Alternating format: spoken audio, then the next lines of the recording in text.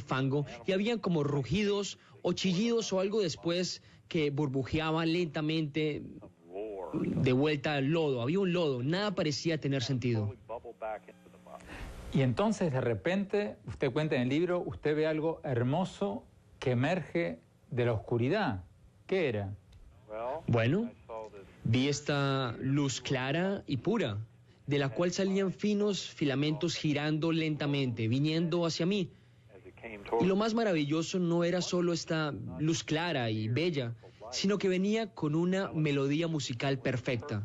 A medida que giraba hacia mí, muy lentamente, se acercó, subiendo, y eso se abrió a un perfecto y hermoso e idílico valle, que subía muy inclinado hacia el brillo, en un campo verde, exuberante, fértil, creciendo. Y aunque no tenía conciencia corporal, sentía que me movía a través de esto, ya que yo era como una especie de gusano en el ala de una mariposa, la más bella mariposa sobre la tierra. Usted cuenta que estaba como volando sobre bosques. Así es. Y había una hermosa pradera llena de lo que luego llamaría las almas, los aldeanos bailando. Había dicha, júbilo, niños jugando, perros saltando, un reino muy hermoso e idílico. Claro está que tenía muchas características terrenales. Así que, inicialmente, al intentar comprender esto, pensé, bueno, eso puede haberse originado en mi cerebro. Algo de esto puede haber sido como un enredo terrenal. Era tan real. Y eso es algo difícil de explicar a la gente, aunque es comúnmente descrito en las experiencias cercanas a la muerte. Pero era un reino absolutamente perfecto y bello. Y junto a mí, sobre el ala de la mariposa, había una niña muy hermosa. Ella nunca me habló, pero nunca olvidaré su cara. Una cara tan bella, ojos azul brillante, pómulos altos. Y nunca dijo una palabra, pero sus pensamientos, sus conceptos llegaron directamente a mi mente. Eres profundamente amado y apreciado por siempre. No tienes nada que temer. Cuidarán de ti. En este reino no puedes hacer nada equivocado. En este reino espiritual. Eso fue lo que dijo, o lo que sentí. Y fue tan reconfortante, y el amor incondicional que fluía de ella realmente sobrepasa todas las palabras. A partir de entonces hubo una hermosa brisa, como una suave brisa de verano soplando y cambiando todo. Y esa fue la primera vez que me percaté, mi primera memoria, porque tuve amnesia respecto a mi vida pasada. No recordaba nada de mi vida antes, ni palabras ni lenguaje. Y esa brisa que soplaba fue lo que me hizo consciente de la divinidad y de Dios Todopoderoso en cada parte de la creación y de ese reino.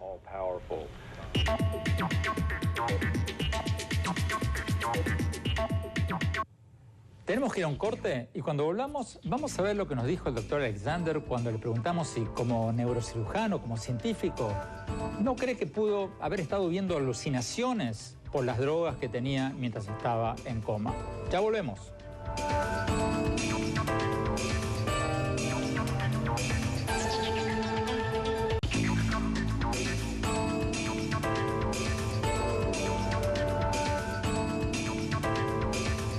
Gracias por seguir con nosotros. Para quienes recién nos sintonizan, estamos viendo la entrevista que le hicimos al doctor Eben Alexander, un médico neurocirujano y ex profesor de medicina de la Universidad de Harvard, que escribió el libro más vendido de la lista de bestsellers del New York Times. Un libro que escribió después de estar en coma sobre la vida después de la muerte. Sigamos viendo la entrevista.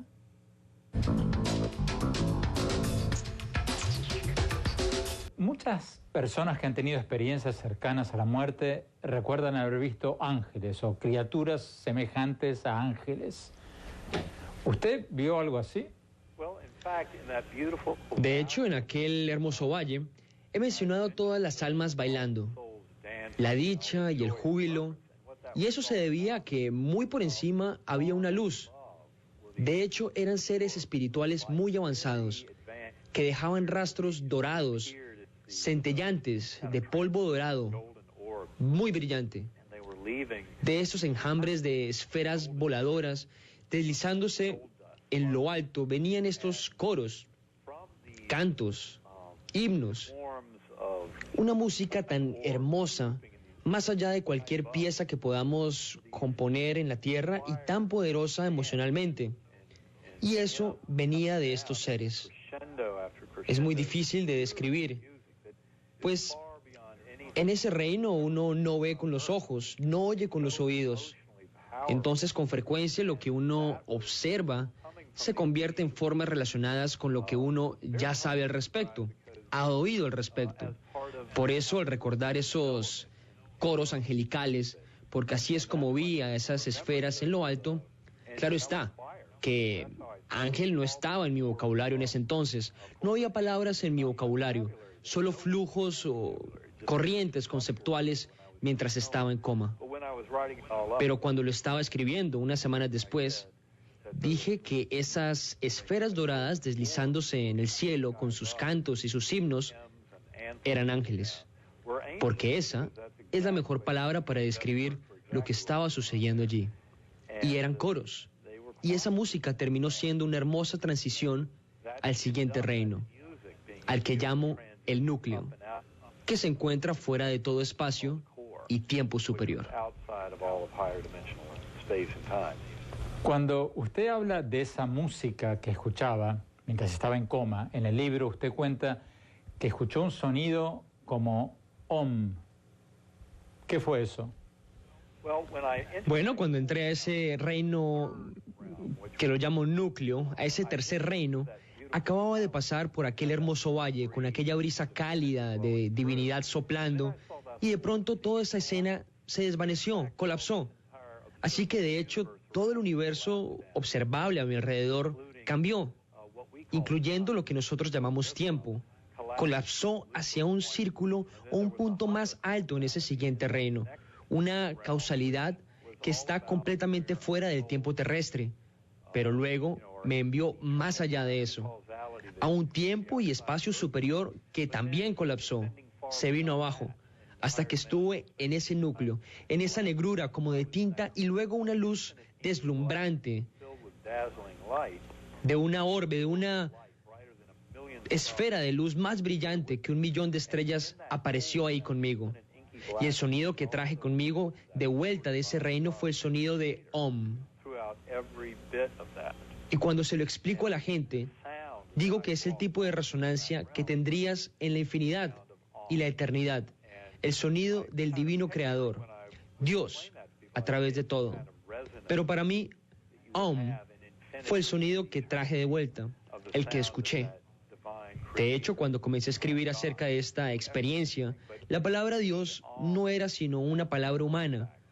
Y toda palabra humana ya, digamos que falla miserablemente al tratar de describir el asombro y el poder de la deidad.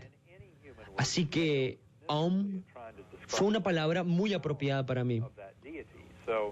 Así que usé Om como pronombre para referirme a Dios.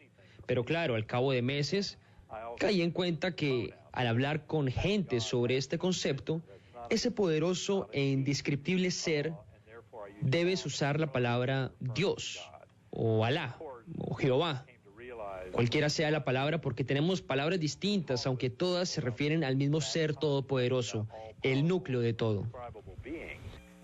Doctor Alexander, pero permítame preguntarle como neurocirujano, como un médico, un científico que durante 15 años enseñó en la Escuela de Medicina de Harvard, ¿qué se dice usted a sí mismo cuando se pregunta si estas visiones no pudieran haber sido alucinaciones, producto de las drogas? Usted estaba en coma, estaba profundamente dopado.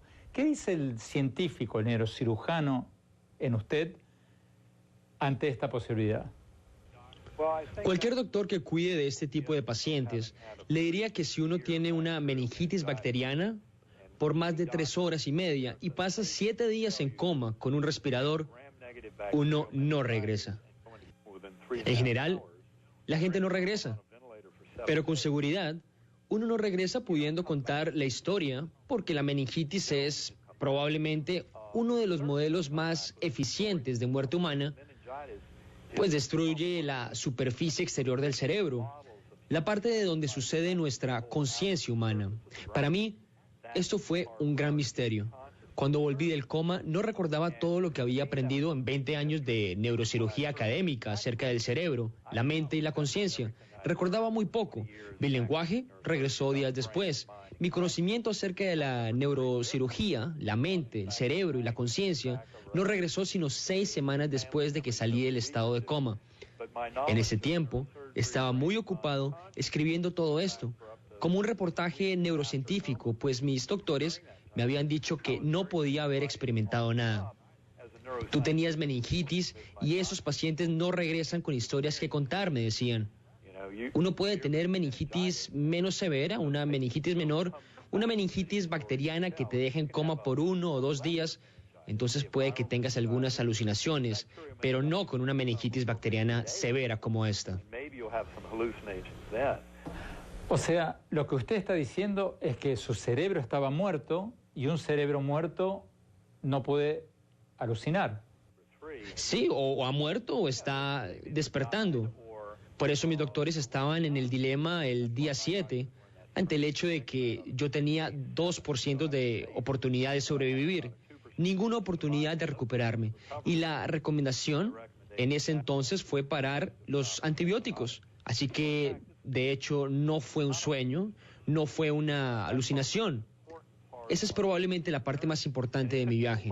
Y me tomó meses y meses y meses para admitir que esto no había sucedido en mi cerebro. Estaba revisando mis registros médicos, revisando mis escaneos con mis colegas, neurocirujanos, neurocientíficos, explicarlo como un fenómeno basado en el cerebro, que yo fui el peor escéptico por mucho tiempo. La experiencia era demasiado real para ser real. Le dije a mi hijo, que se está especializando en neurociencia, le dije que 2 días luego de salir del hospital estaba tratando de explicarlo cómo, con base en el cerebro, y por eso tengo esa hipótesis en mi libro, pero con mis colegas pudimos definir que no sucedió en mi cerebro en lo absoluto. No fue una alucinación, no fue un sueño, y pareció real porque fue real. Sucedió fuera del universo físico, fuera de mi cerebro.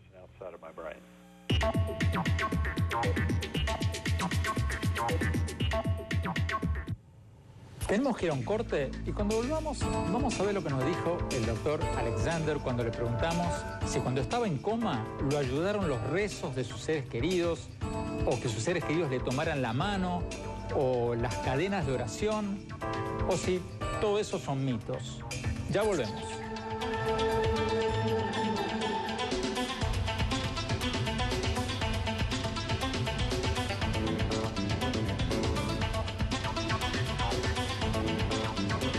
Si nos sintonizan, estamos viendo la entrevista que le hicimos al doctor Eben Alexander, un médico neurocirujano, ex profesor de medicina de la Universidad de Harvard, que escribió el libro número 1 en la lista de bestsellers del New York Times. Hace 6 meses que está número 1 en la lista del New York Times. Es un libro sobre su experiencia cuando estuvo en estado de coma y la vida después de la muerte. Seguimos con la entrevista. Veamos. Doctor Alexander, una de las cosas que más me impactó de su libro es cuando explica la función del cerebro como un escudo, como un protector. Usted dice en el libro que el cerebro bloquea nuestro acceso al conocimiento de otros mundos, como una protección para protegernos. Pero explíquenos, ¿protegernos de qué? Creo que lo importante de entender es el concepto del cerebro como un velo. Es necesario entender que cuando estamos en esos reinos, en una experiencia cercana a la muerte, cuando podemos ver detrás del velo, estamos completamente separados del aquí y el ahora, del espacio y el tiempo de este reino. Eso es crucial entenderlo. La corriente allá es totalmente distinta porque el aquí y el ahora es parte del velo, de la ilusión de nuestra conciencia a este lado del velo. Si uno estuviera siempre en ese reino de no estar aquí y ahora, no le ayudaría a sobrevivir en un sentido darwiniano, siendo depredador o presa en un ambiente primitivo, no tendría ningún valor. Esto es algo que solo podemos hacer hoy, como humanos, en una sociedad en la que no tenemos que preocuparnos por encontrar comida y no ser comida. Así que no tendría una ventaja de supervivencia darwiniana en absoluto si estuviéramos en el espacio-tiempo secundario a cada momento. Es importante entender las diferencias.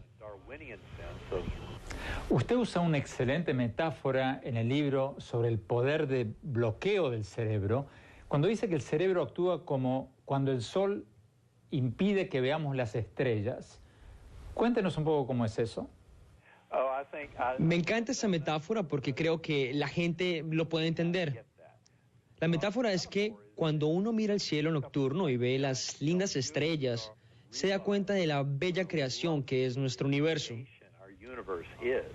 Y luego sale el sol, amanece, y hace desaparecer todo eso, iluminando tus alrededores inmediatos, pero bloqueando por completo ese majestuoso, inmenso y bello cosmos. De la misma manera, nuestro cerebro consciente nos ilumina el aquí y ahora y arrasa con lo que está detrás del velo, que es una escala mucho mayor de nuestro ser. Lo podemos ver en las experiencias cercanas a la muerte, entre vidas, en oración profunda, centrada, en meditación profunda, la esencia de la desesperación. Todos los distintos medios por los que podemos ver a través de aquel velo y darnos cuenta que nuestra conexión unos con otros, nuestra unidad y también nuestra conexión con lo divino, la cual vemos en las experiencias cercanas a la muerte. Incluso los ateos más tajantes tienen experiencias fuertes cuando tienen o viven situaciones cercanas a la muerte al entrar en contacto con la fuente creativa, todopoderosa y amorosa. Así que esto no depende de creencias religiosas ni de lo que uno ha encontrado en la tierra, aunque, como lo he dicho, ese reino de pasaje que se origina en un mundo real y perfecto, volvemos a estos cerebros y mentes y nuestras memorias nos están diciendo historias de aquel viaje. Estas pueden ser manchadas por nuestra personalidad, nuestra historia personal, nuestro pasado cultural y religioso. Y es por eso que un cristiano puede ver un bello cuerpo de luz como Jesús, mientras un musulmán lo verá como Mohammed. No quiero decir que ese reino no sea real. Significa que ese reino de pasaje del que hablo es un reino intermedio que nos permite identificarnos con nosotros mismos en ese otro reino más elevado y real. De manera que cuando intentamos traerlo de vuelta aquí, retoma sus vestiduras terrestres. Claro que los escépticos se sienten perdidos golpeando su cabeza contra los árboles sin percibir la hermosa fuerza, pensando que las pequeñas diferencias, que el cristiano ve a Cristo y el musulmán ve a Mohammed, dicen que eso significa que no es real. Se pierden del hecho que es absolutamente real, pero que las memorias se manchan cuando regresamos con algo de nuestro bagaje personal y cultural que ya estaba ahí antes de la experiencia cercana a la muerte.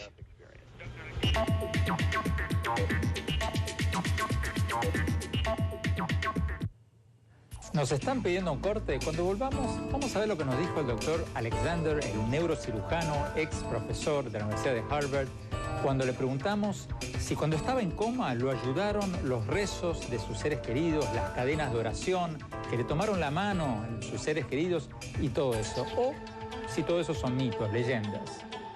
Ya volvemos con lo que...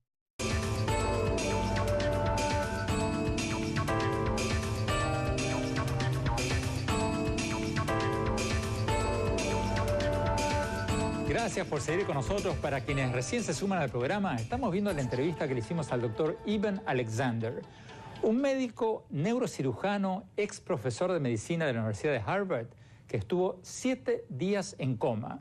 Y luego escribió este libro, que es desde hace 6 meses el libro más vendido en la lista de bestsellers del New York Times. Un libro sobre la vida después de la muerte. Sigamos viendo la entrevista.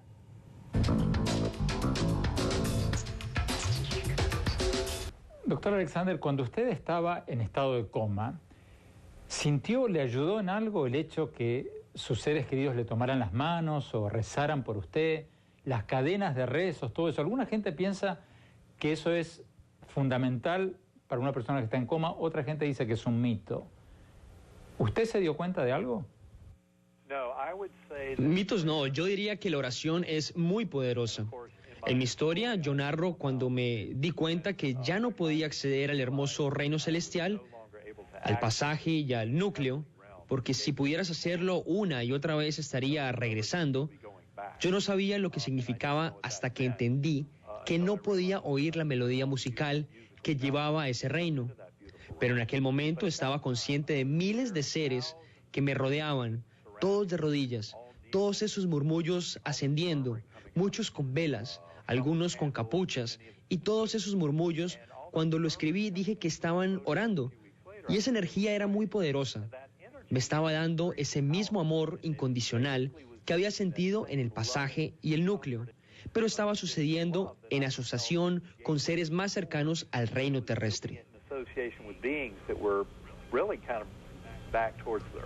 Me mostró el poder de esto, y mientras le cuento la historia a mi familia en la sala de recuperación, contaron que mi hermana Phyllis había decidido la primera noche de mi coma que alguien estaría allí sosteniendo mi mano 24 horas al día, 7 días a la semana. Siempre había alguien allí. Si alguno se iba, lo reemplazaba otro miembro de la familia y me sostenía la mano. Estuve en la respiradora toda la semana, pero ellos estuvieron allí para mantenerme anclado a este mundo. Yo diría que es muy importante entender el amor, que la oración no es algo local. Uno puede orar por gente a grandes distancias y puede tener un efecto tremendo. Y uno se puede comunicar con las mentes en ese reino, en ese mundo del estado de coma. Desde que usted regresó de la muerte, por decirlo de alguna manera, usted ha estudiado las experiencias cercanas a la muerte de mucha gente. ¿Hay un denominador común, algo presente en todas estas experiencias o no? Sí. Eso es de lo más impactante. De hecho, cuando volví a casa, el hospital estaba abrumado por el poder de esta experiencia y mucho de mi conocimiento acerca de la conciencia no había regresado. Tardó 6 semanas. En ese estado, mi hijo, especializándose en neurociencia, me dijo, si quieres que esto tenga valor, no leas nada acerca de experiencias cercanas a la muerte antes de escribirlo todo. Así que me tomé 6 semanas, no leí nada. Escribí todo, como 20,000 palabras. Empecé a leer sobre las experiencias cercanas a la muerte y quedé en shock, porque vi muchas similitudes en cientos de casos, muchos parecidos al mío. Y las similitudes son más impactantes que las diferencias, en especial al considerar las condiciones médicas y cerebrales que llevan a la gente a ese reino de las experiencias cercanas a la muerte. Debería haber una increíble variedad y sin embargo lo que hay son similitudes impactantes. Y cuando empiezas a investigar la literatura después de la muerte, de cientos de años atrás, y los escritos de místicos religiosos y de profetas de miles de años atrás, uno ve más similitudes y se da cuenta que ese reino es muy real. Es mucho más poderoso notar las similitudes que dejarse desviar por las pequeñas diferencias entre otras experiencias. Eso es una de las partes más maravillosas de mi viaje, pues apoya y valida tantas otras de estas experiencias místicas transformadoras a través de los años.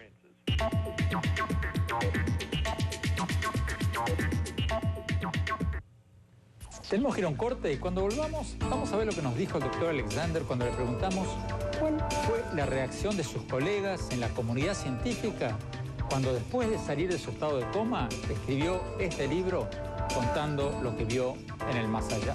Ya volvemos.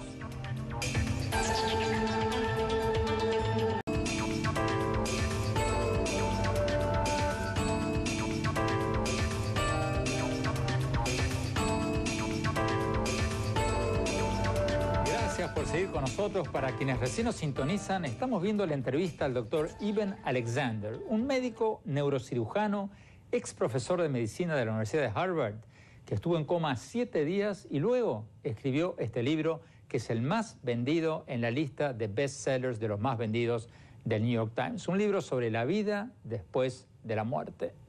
Sigamos con la entrevista.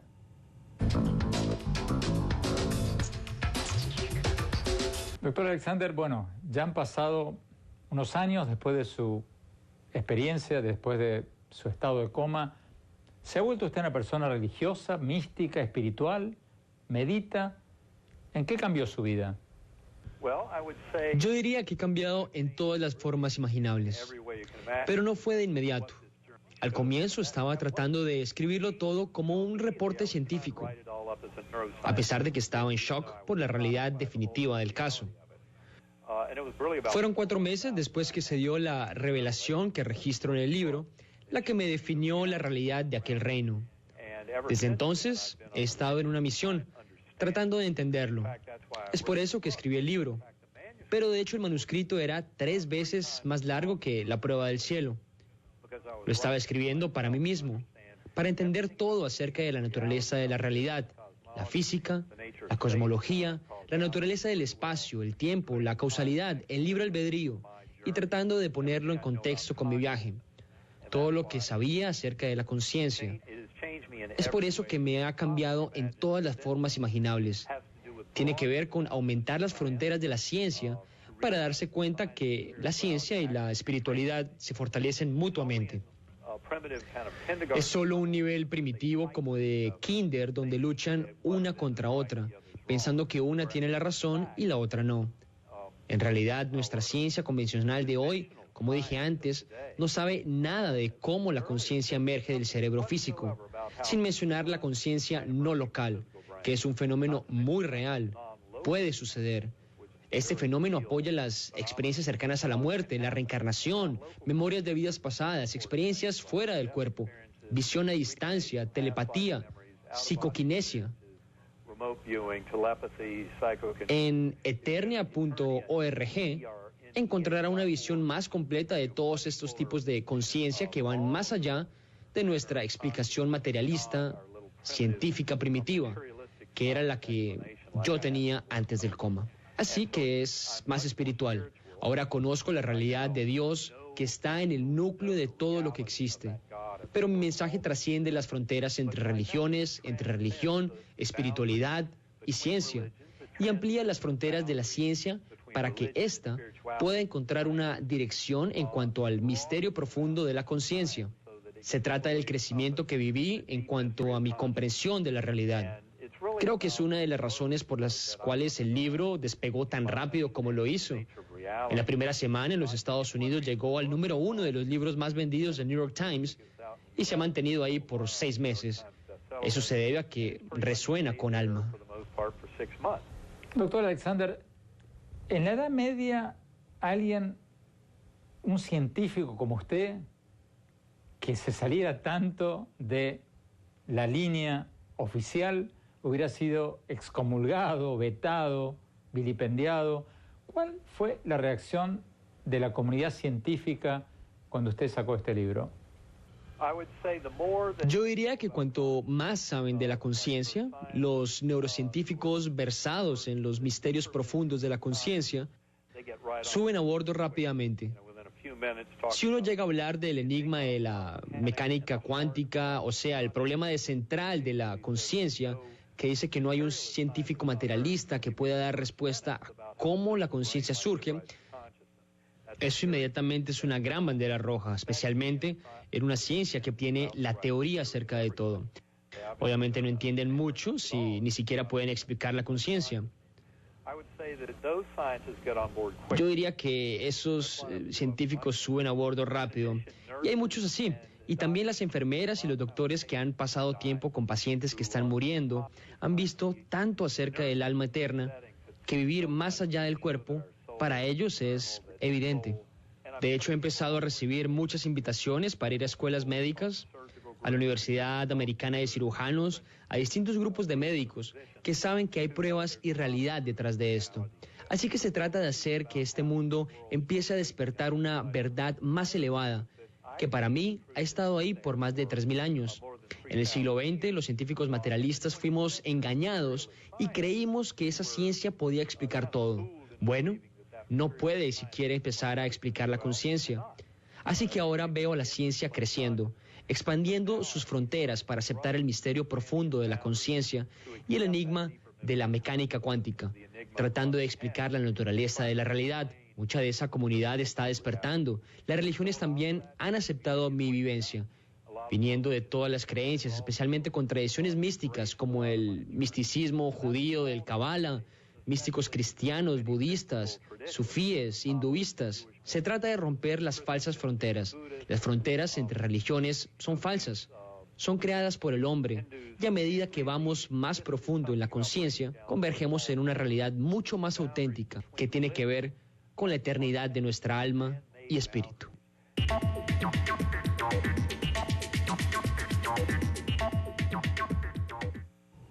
Tenemos que ir a un corte y cuando volvamos, mi opinión sobre el relato del doctor Alexander sobre la vida después de la muerte.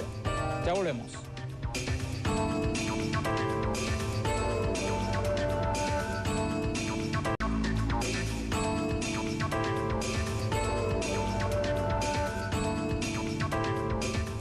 Muchas gracias por habernos acompañado. No se olviden de seguirnos en nuestro sitio web y en Facebook y en Twitter. Vamos a poner toda esta entrevista en nuestro sitio web, Oppenheimer Presenta, muy pronto. Bueno, mi opinión sobre el doctor Eben Alexander y sobre su libro sobre la vida después de la muerte. Cuando salió el libro y escaló a número 1 en la tabla de bestsellers del New York Times, muchos de mis colegas se lo tomaron a la risa, se burlaron de las mariposas y otras cosas que supuestamente vio Alexander cuando estaba en estado de coma. Yo no sé si hay mariposas allá arriba, pero no me río nada. Lo que más me gustó del libro es su metáfora sobre la mente humana, donde dice que la mente humana es como un velo que nos bloquea de ver el más allá. Dice que así como el sol nos impide ver las estrellas durante el día y nos protege de estar como embobados, hipnotizados, mirando las estrellas todo el día, la mente humana nos impide ver el más allá, para que no estemos en un mundo espiritual todo el día y podamos ocuparnos de conseguir comida, trabajar y cumplir con el proceso darwiniano de preservación de la especie. O sea, la mente nos protege de ver el más allá para que podamos ocuparnos de las cosas terrenales. Es una idea interesante que hace mucho sentido, sobre todo viniendo de un neurocirujano que enseñó durante 15 años en una de las mejores universidades del mundo, si no la mejor.